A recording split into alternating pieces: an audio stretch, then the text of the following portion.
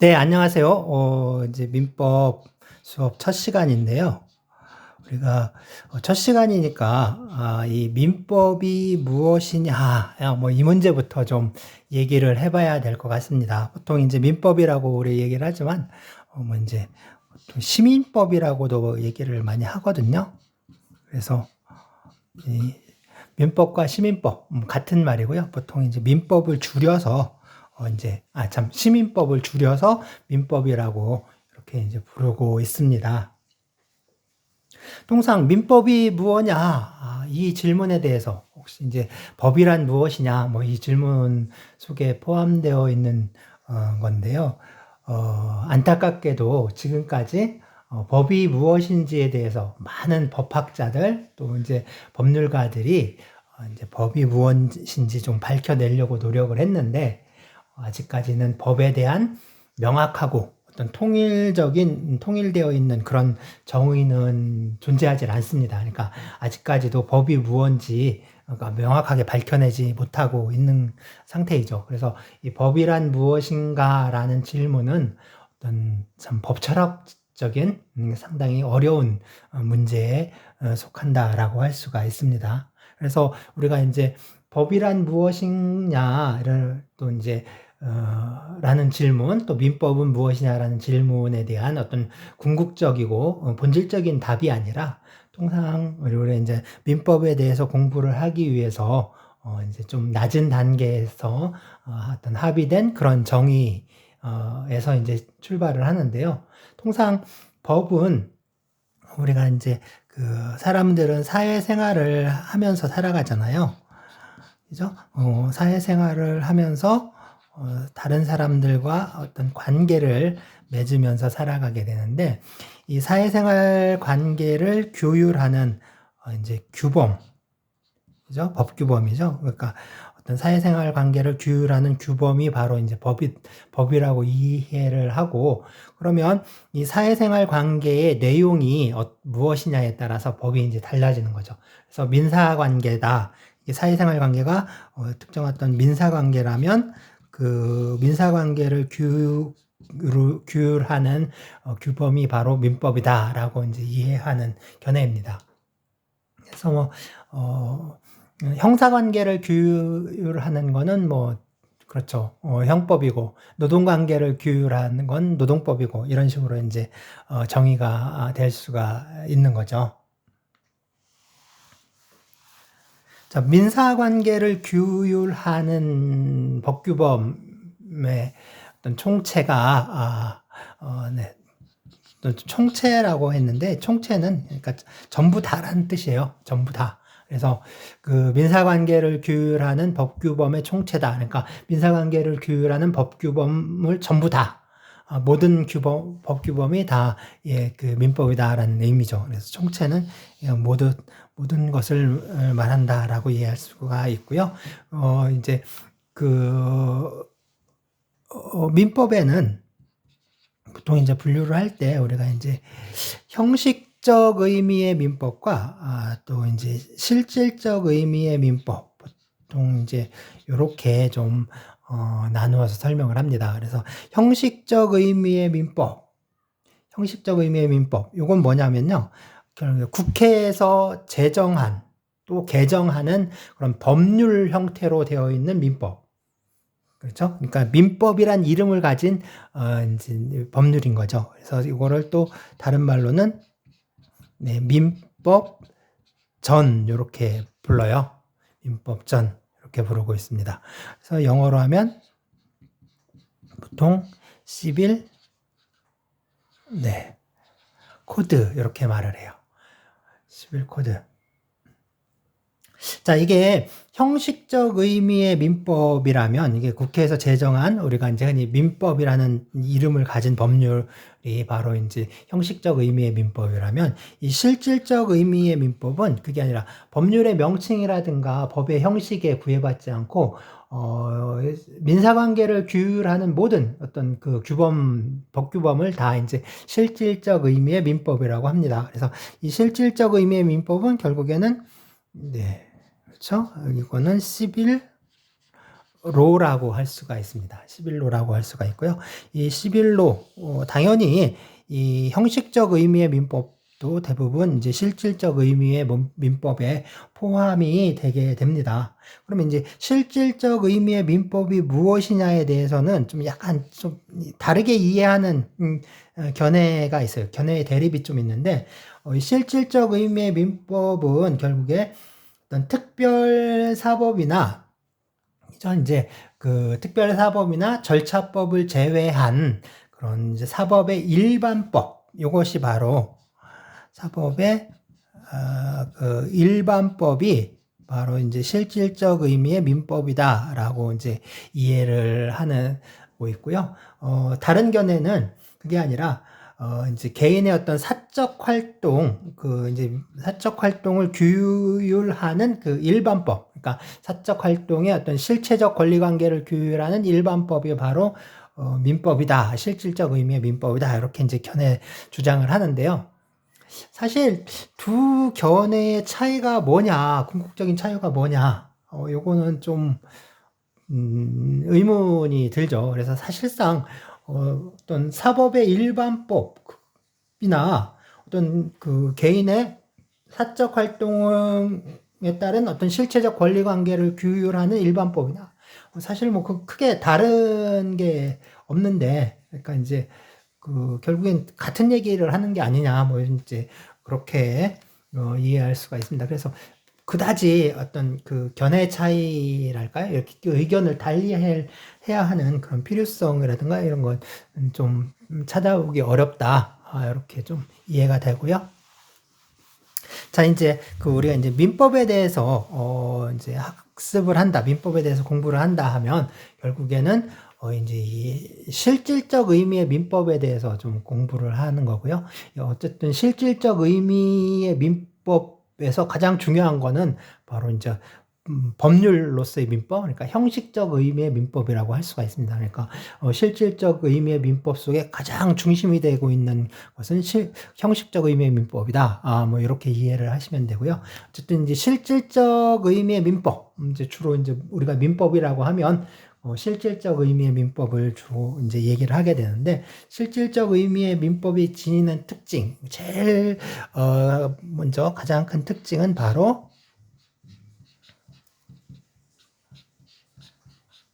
사법이라는 겁니다.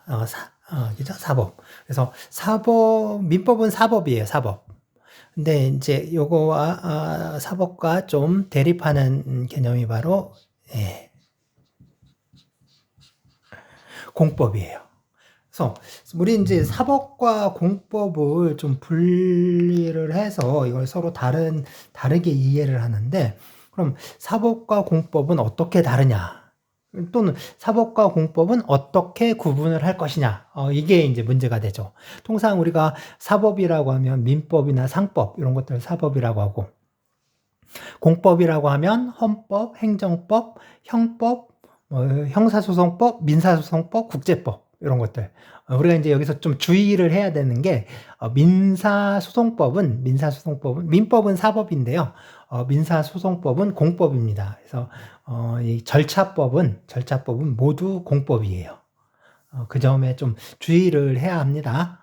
자, 사법과 공법을 나누는 기준, 이게 상당히 오래된, 그러니까 예전에 그 로마법에서부터 공법과 사법을 분류를 해왔는데요.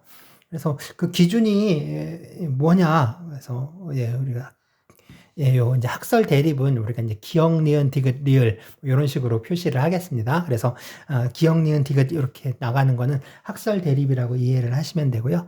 먼저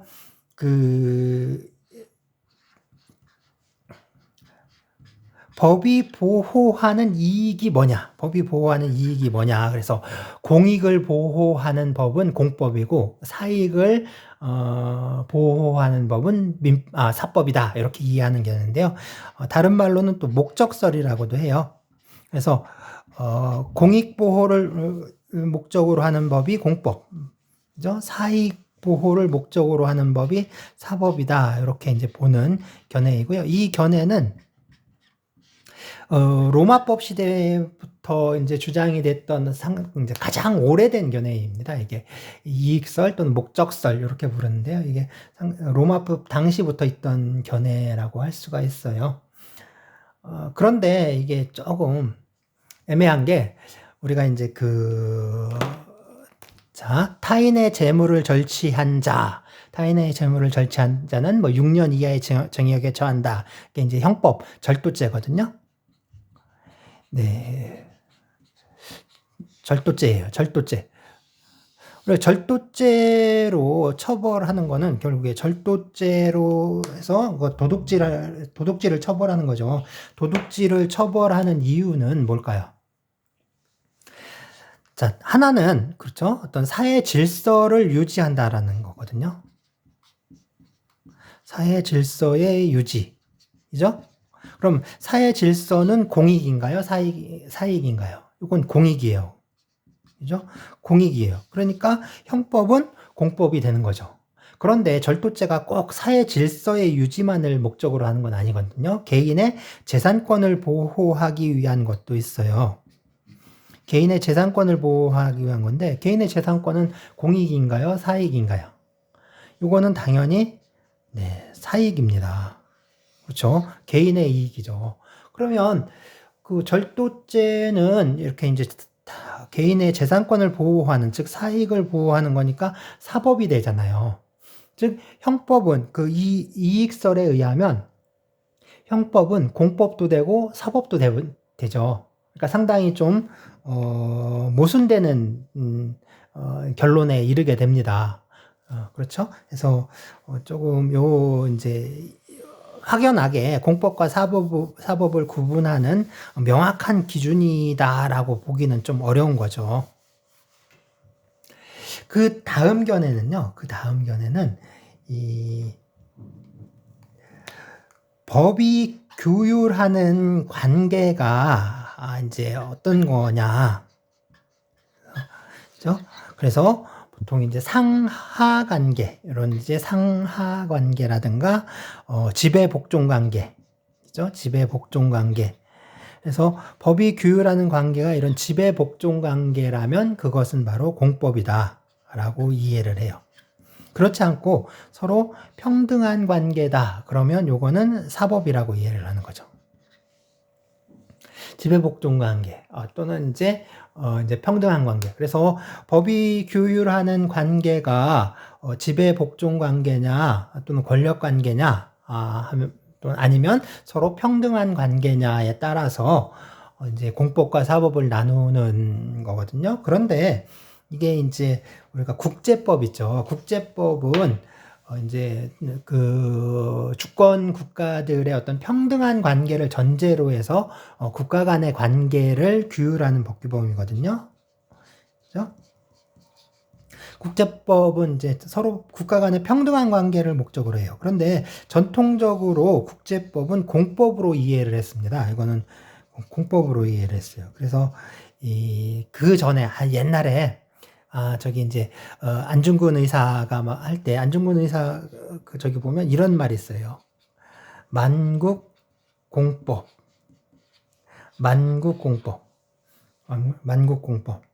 만국공법이 뭐냐면 국제법이에요.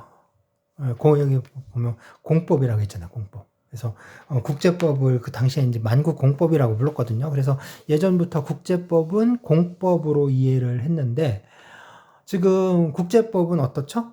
국가 간의 평등한 관계를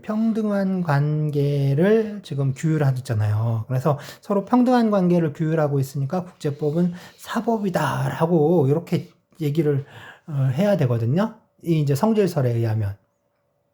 그렇죠. 이게 약간 또 안 맞는 거죠. 그래서 이제 모순이 생기는 겁니다. 그거뿐만 아니라 우리가 이제 민법의 경우에는 민법 가족법 같은 경우에는 그래요. 이제 가족법에 보면은 이제 부부 사이의 관계도 다루고 있고 부모와 또 자녀 사이의 관계도 이제 가족법에서 규율하고 있어요.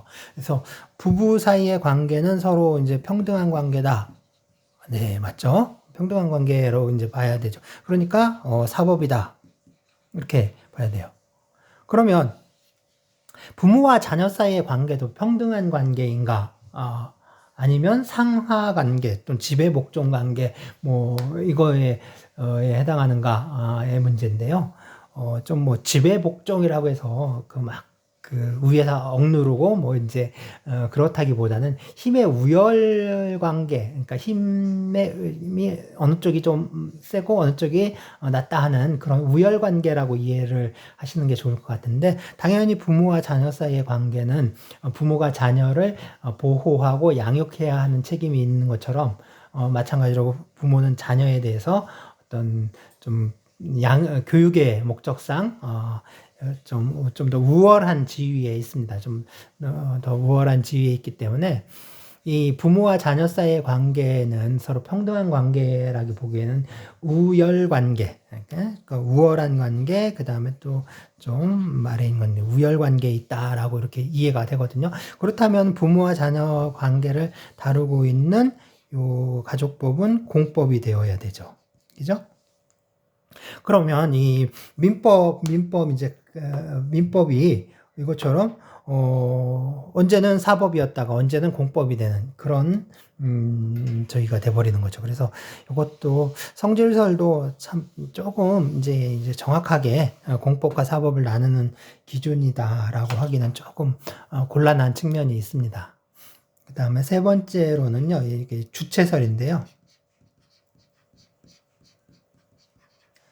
주체설인데, 그래서 이제 법률 관계의 주체가 어떤 법률적인 주체가 그러니까 한쪽 또는 이제 양쪽 다 국가라든가 어떤 지방자치단체라든가 공공기관, 뭐 공법인이면 이제 공법이고, 법률 관계의 주체가 모두 개인이면 사법이다 이렇게 보는 겁니다. 근데 이제 그 국가 역시 그 국가가 한쪽 당사자, 그 법률 관계의 한 주체가 국가라면 이것은 공법이다라고 봤는데, 국가도 일반 시민과 똑같이 어떤 부동산 매매 계약을 하고 어떤 그러거든요. 이제 국가에서 필요로 하는 물건을 또 이제 물건을 사용하기 위해서는 또 시민 또는 기업으로부터 이제 물건을 매수하고 그러죠. 그러면 이때 국가는 그 시민이나 기업보다 우월한 지위에서 이 그 매매 계약을 체결하느냐? 근데 그건 아니거든요. 이런 경우에는 일반 시민이나 기업과 동일한 위치, 지위에서 계약을 체결합니다. 그런데도 이거를 좀 공법이다라고 이해하는 거는 조금 곤란하죠. 그래서 이 견해도 상당히 조금 안 맞는 그런 측면이 있고요. 마지막으로 이제 그 생활 관계설이 주장이 됐는데, 네. 생활 관계설.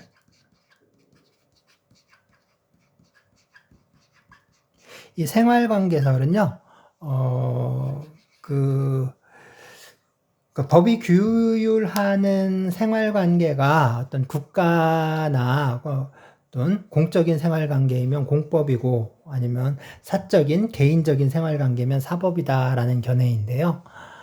딱히 이것도 주체설과 별 차이가 없습니다. 그러니까 이 생활관계설이 아마 이게 일본에서 이제 가장 늦게 제시된 견해이긴 한데, 주체설과 뭐 큰 차이는 없는 것 같아요. 그리고 이것도 좀 명확한 기준이 될 수가 없는 게, 예를 들어서 우리가 버스를 타면서 버스 요금을 내는 거, 지하철을 타면서 지하철 요금을 내는 거, 이런 것들, 또는 뭐 이제 기차를 타면서 그 기차 요금을 이렇게 내죠. 이런 것들은 모두 사적인 생활 관계인데요. 그럼 이게 그 사적인 생활 관계이니까, 우리가 이제 버스를 탈 때 버스 회사와 계약을 통해서 버스 요금을 정하진 않거든요. 그렇죠? 근데 지하철 탈 때도 이제 그 지하철 요금을 지하철 공사 회사와 이렇게 우리가 계약을 통해서 요금을 정한다거나 이러진 않죠. 결국엔 이게 국가라든가 지방자치단체라든가 어떤 공단 뭐 이런 데서 그러니까 이제 어떤 공적인 데에서 요금을 정하고 징수를 하고 있잖아요. 그렇기 때문에, 그렇다면 이건 또 공법적인 생활관계인가? 그러니까 이제 우리가 버스를 타고 버스 요금을 내는 것은 과연 사적인 생활관계인가 공적인 생활관계인가, 이게 이제 구분이 안 되는 거죠. 이 견해대로 하면. 사실 이것처럼 이제 어느 견해에 의하든 지금 네 가지 기준이 제시되어 왔는데, 지금까지 어느 견해에 의하든 이 명확한 기준이 되지는 못하고 있습니다. 지금까지 이제 명확한 기준을 제시하고 있지 못하고요. 사실 이게 이제 그럼에도 이제 관행적으로 이제 로마 시대 이후로 우리가 이제 관행적으로 이 공법과 사법을 좀 나누어 오고 있는데요. 이 로마법이 사실 공법과 사법을 나누게 된 이유는 좀 뭐랄까, 이게 좀 재밌게도 우리가 이제 이 공법을 이걸 공법을 법의 영역에서 축출하기 위해서, 그러니까 내쫓기 위해서 이제 그 공법과 사법을 나누었어요. 그러니까 공법은 법이 아니라는 거죠. 공법은 법이 아니면. 그럼 공법은 법이 아니면 뭘까요? 공법은 법이 아니다. 그러니까 이제 사법만 법이다. 다시 말해서 사법이라고 하면 시민법이었거든요. 그러니까 로마 시민법만 법이라고 이해를 했던 거예요. 그러니까 그리고 이제 공법, 헌법이나 행정법, 형법 이런 건 법이 아니다라고 이제 이해를 했던 거죠. 법이 아니면 뭐냐? 이건 바로 그 정치로 이해를 했던 겁니다. 정치로 이해를 했던 거예요. 그래서 그래서 정치를 하는 사람들, 정치가 당시에 이제 집정관 같은 어떤 정무관이라고 할까요? 법을 다루는 사람들을 또 이제 법무관, 여기서 이제 정무관 이렇게 얘기를 하죠. 그래서 그 법무관과 이제 지금식으로 그냥 판검사들, 그래서 법무관과 이 정무관의 그 관할을 서로 명확하게 나누기 위해서, 사건 관할을 서로 명확하게 나누기 위해서 이렇게 분리하기 시작한 것이다라고 볼 수가 있습니다. 그래서 공법은 그래서 법이 아니라 정치라고 이해를 했던 거죠. 그래서 그 이후로 이 로마법의 영향을 받은 나라들은, 그런 또 법체계들은 모두 공법과 사법을 나누고 있습니다. 이제 관행적으로 나누고 있는 거예요. 그래서 헌법, 행정법, 형법, 절차법, 국제법 이런 것들은 공법으로 보고, 민법과 상법은 사법으로 이해를 하고 있습니다. 두 번째, 이게 이제 첫 번째 민법은 사법이라고 하면요. 두 번째는 민법은 일반법이다라고 이해를 할 수가 있어요.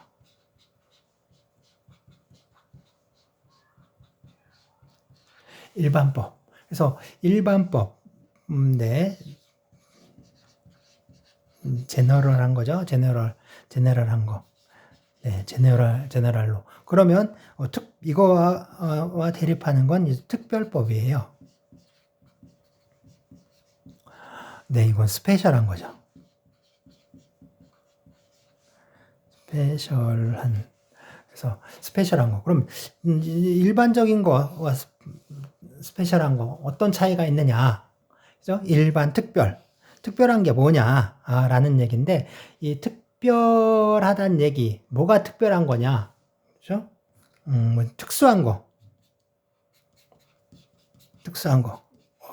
그죠? 이제, 요새 TV에도 막 각 특수부대 나온 거, 뭐, 그런 저기들이 많이 이렇게 나오는 것 같은데, 뭐, 이제 상당히 특수한 게, 상당히 좋은 걸로 많이 이해를 하는데, 이 특수하다, 특별하다, 그냥, 그냥 이제 옛날 특별수사본부 이런 것도 있었는데, 특별한 거, 뭘까요? 특별한 거. 특별한 건 뭐 대단한 거, 아주 그런 걸 의미하는 게 아니고, 이제 우리가 보통 이제 법이라고 하면 법이 적용되는, 그렇죠? 법이 적용되는 사람, 그 다음에 시간, 장소가 있겠죠. 그래서 사람과 시간과 장소에 따라서 적용이 되는데, 그래서 이거는 일반법은 제한이 없는 거예요. 특별법은 좀 제한이 있는 거예요. 흔히 말해서 이제 리미티 리미티드 한 거죠. 리미티드.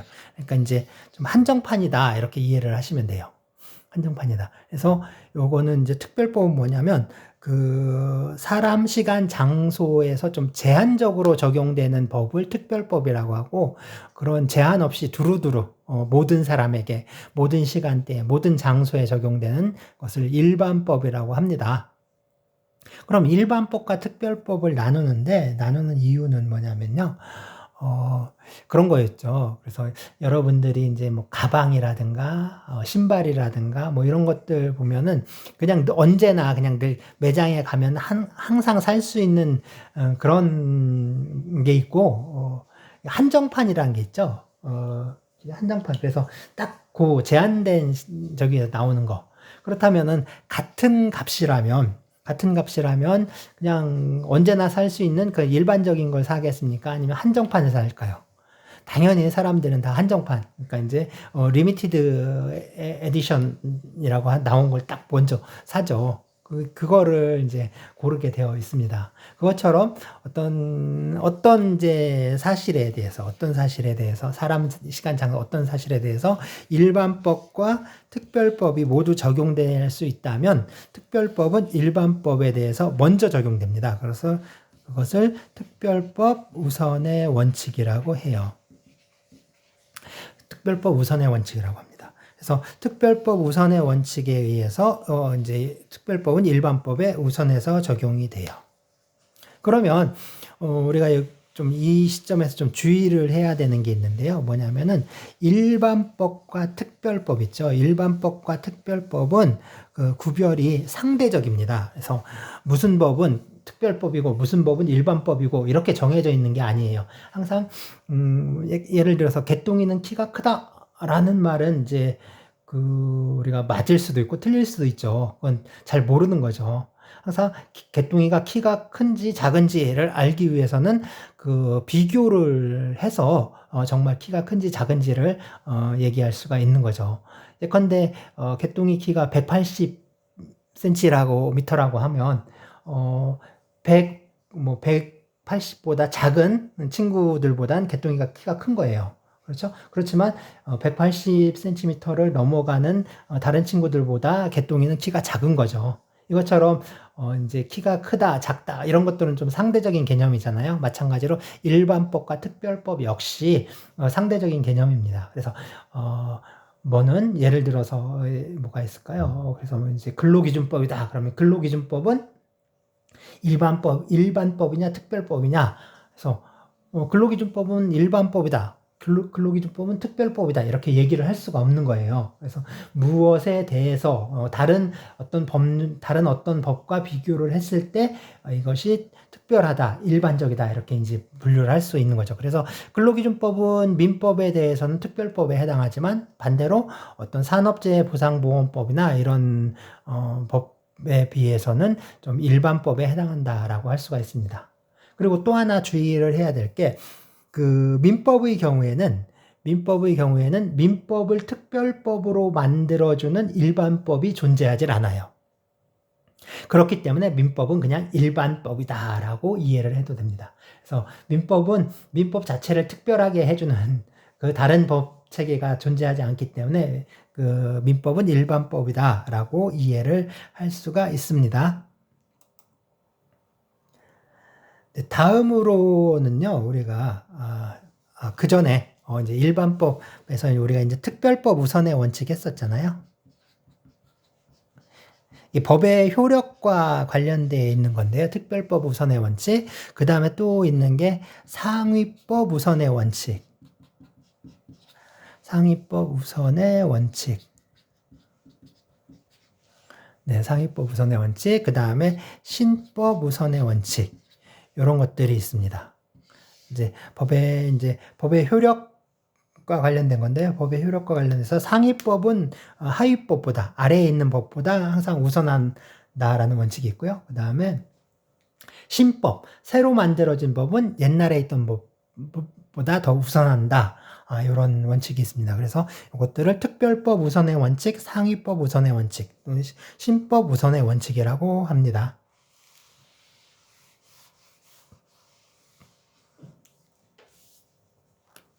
자, 다음으로 법을 실체법과 또 이제 절차법 이렇게 또 나누거든요. 그러면 실체법은 뭐냐? 실체법은 뭐고 또 절차법은 뭐냐인데요. 실체법은 다음에 이제 나오게 되는데 권리와 의무에 관한 어떤 실체적인 내용을 규율하고 있는, 그러니까 이제 권리관계에 관한 내용을 구체적으로 이제 다루고 있는 것을 실체법이라고 합니다. 그리고 절차법은 뭐냐면 이러한 권리를 실행한다라거나 또는 의무를 부담하는 거. 그래서 이제 권리 의무의 실현에 관한 그런 절차를 규정하고 있는 법이 바로 절차법이에요. 그래서 절차법은 민사절차법은 대표적인 게 민사소송법, 그리고 이제 민사소송법, 또 이제 민사집행법이 있습니다. 네. 민사소송법, 민사집행법. 요게 이제 민사법으로 대표적인 절차법에 해당해요. 여기서 주의해야 된다라고 했죠. 바로 이런 절차법들은 모두 사법이 아니라 공법에 해당합니다. 이것들은 공법이에요. 네, 절차법은 공법에 해당합니다. 자, 우리 이제 우리 민법 지금 이제 우리 민법이 제정돼서 시행된 게 1960년 1월 1일부터 이제 민법이 시행이 됐는데, 그러니까 이건 이제 지금 시행되는 민법이니까 현행 민법이라고 할 수가 있겠죠. 그래서 지금 이제 현행 민법이 1960년 1월 1일부터 시행이 됐어요. 그렇다면 1960년 1월 1일 이전에는 민법이 없었냐? 있었죠. 그러니까 요건 현행 민법이니까, 그죠? 이거는 뭐라고 하면 될까요? 옛날 거. 올드한 거죠. 그러니까 구민법이다. 이렇게. 올드한 민법. 이렇게 얘기를 할 수가 있습니다. 그래서 우리 이제 현행 민법은요, 이게 이제 1960년 1월 1일부터 시행이 됐는데, 이거 그 전에, 원래는 우리가 이제 1948년, 그죠? 8월 15일에, 이제 해방이 됐어요. 그 전까지는 이제, 일제의 식민지 시절을 거치고 있었는데 1948년 8월 15일 날 45년이죠. 45년 5월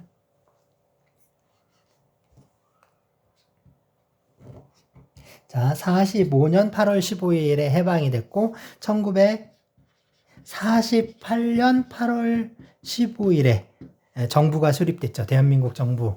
가 이제 1948년 8월 15일에 수립이 됐습니다. 그리고 나서 이제 지금 민법을 새로 제정하자. 이제 일제시대에 일본의 민법을 더 이상 우리는 일본의 법 체계를 받아들이지 말고 이제 해방되고 독립된 국가이니까 우리의 우리 고유의 새로운 법을 만들자. 이렇게 해서 이제 법을 제정을 하려고 했는데 이 이제 법 제정 작업이 좀 뭐랄까 이렇게 쉽게 안 됐죠. 왜냐하면 1950년에 한국 전쟁이 일어났죠. 그래서 이제 3년간 전쟁을 거치고 그러면서 법 제정 작업이 또 상당히 진척이 안 됐어요. 그리고 또 하나는 이제 민법이란 게 굉장히 좀 방대하잖아요. 민법이 방대하다 보니까 또 상당히 시일이 오래 걸렸습니다. 그래서 1957년 12월 17일에 국회에서 통과가 됐고요. 제정안이 통과가 됐고 1958년 2월 22일에 이제 공포가 됩니다. 민법 공포가 되고 1960년 1월 1일부터 이제 시행이 되고 있는 거예요. 그래서 요거를 이제 지금 현행 민법입니다. 그리고 그 전에 있었던 민법, 요걸 이제 구민법이라고 부르는데요. 이 구민법은 우리가 이제 1910년도, 그죠? 1910년에서 1945년까지 1910년에서 1945년까지 일제에 좀 식민지 시절을 거치게 되는데, 그래서 이제 조선 총독부가 설치가 돼서 지배를 했죠. 일본 제국주의는요, 일단 우리보다 먼저 그 대만을 식민지로 이렇게 삼습니다. 그래서 대만을 먼저 식민지화하고, 그 다음에 이제 그 대한제국과 병합을 하면서 이제 조선을 식민지로 삼은 거죠. 그래서 이 일본 애들은 자기네가 땅을 내지라고 했어요. 그러니까 이제 일본 섬 있죠. 일본 섬을 그거를 이제 내지, 그러니까 요 내자, 안내자 써서 안에 있는 땅에서 내지 뭐 이렇게 불렀어요. 내지. 그 다음에 이제 대만이나 조선은 그러니까 외지라고 했어요. 외지. 요 외자 써서 외지 이렇게 불렀어요. 외지. 그죠? 이제 옛날 그때 그 당시를 표현하는, 그 당시를 이제 저기 하는 드라마 같은 데 보면 내지인 외지 이런 얘기 나오잖아요. 그게 바로 그거예요. 그래서 지금 우리가 이제 독도 문제가 좀 계속 시끄러운 게, 독도가 당시에 얘네들이 이제 내지에 포함되어 있는 것으로 이런 식으로 규정을 했기 때문에 자꾸 이제 독도에 대해서 자기네 땅이라고 우기는 것이기도 해요. 이제 그런 역사적인 배경이 있긴 합니다. 어쨌든 이 조선은 조선 총독부에 의해서 지배가 됐는데, 이 조선 총독부에서는 식민지인 조선 이제 식민지에 적용될 수 있는 법률을 제정할 수 있는, 그러니까 법규범을 제정할 수 있는 그런 권한이 있어요. 그래서 보통 이제 내지에는 법률이 적용이 된다면, 그죠? 그 식민지에는 법률보다 한 등급이 낮은 조선 총독부의 명령으로 제정이 돼요. 그래서 일본에서 적용되는 법이 법률의 형식이라면, 이게 식민지에서 적용되는 형식은 총독부의 명령의 형식으로 이런 식으로 제정이 됩니다. 그래서 조선 총독부에서 뭘 반포하면 조선민사령이라는 조선민사령을 이제 공포를 해요. 그러니까 이거는 법률이 아니라 명령이에요. 조선 총독부 명령인데 조선민사령을 제정해서 반포를 합니다. 그럼 조선민사령이 이제 어떤 내용이냐, 아주 간단해요. 그러니까 일본에 있는 민법을 식민지 조선에도 적용한다라는 내용이에요. 그래서 식민지에도 적용한다, 그런 내용이 이제 조선민사령인데, 이거에 의해서 일본 민법이 적용이 되는 거예요. 그래서 그거를 그래서 보통 우리가 뭐라고 하냐면, 이제